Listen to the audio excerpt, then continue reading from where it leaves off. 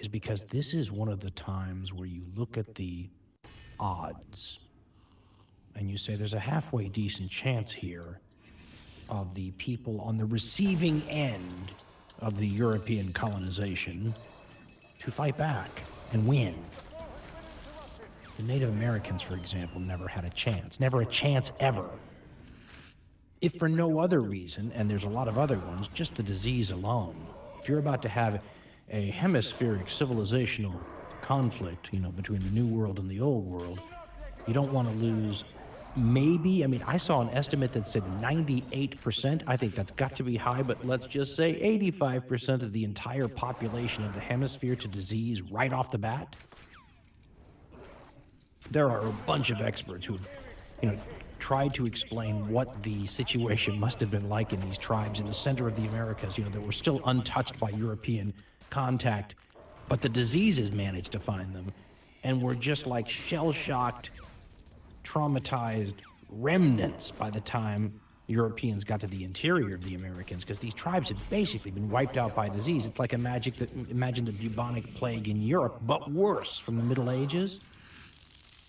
I've seen numbers that say that in say 1800, they were estimating what the tribal population of North America was. Now, not the North America that constituted the United States in that area back then, because that was just a sliver compared to today, but the native population throughout, from the Pacific to the Atlantic in what's now the United States. Some estimates are as low as 600,000 people. That's a pretty unfair fight right there, isn't it?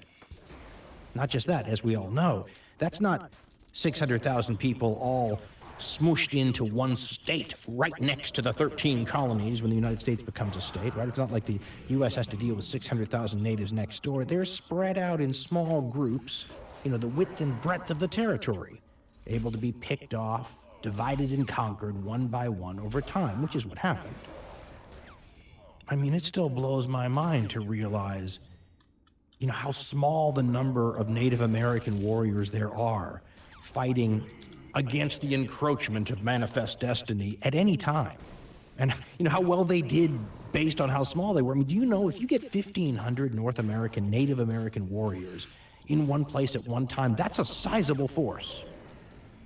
The highest estimates I've ever seen for the largest Native American force of warriors ever assembled is between 4,000 and 5,000 people. The Little Bighorn, a lot of people think that's the biggest battle. The largest numbers I've ever seen are just under 5,000. 5,000? When the Spanish conquistadors found the Aztec Empire, the Aztecs could raise tens of thousands, maybe hundreds of thousands of warriors. Now, obviously, they're a different state organizational system, which plays into this story, but at the same time, it's also first contact, basically, and the disease had not had time to take hold.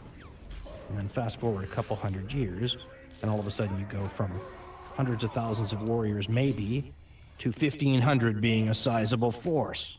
And look how long it took the U.S. to deal with that.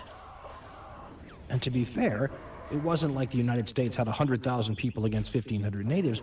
The forces of the European powers fighting in the New World were very small also. In 1,500, U.S. forces fighting these Native American tribes, half of which might be local militia. That was not uncommon either. Even in the big wars, like the American Revolution, the numbers are smaller than you would think. Again, 25,000 would be a ton in the American Revolution.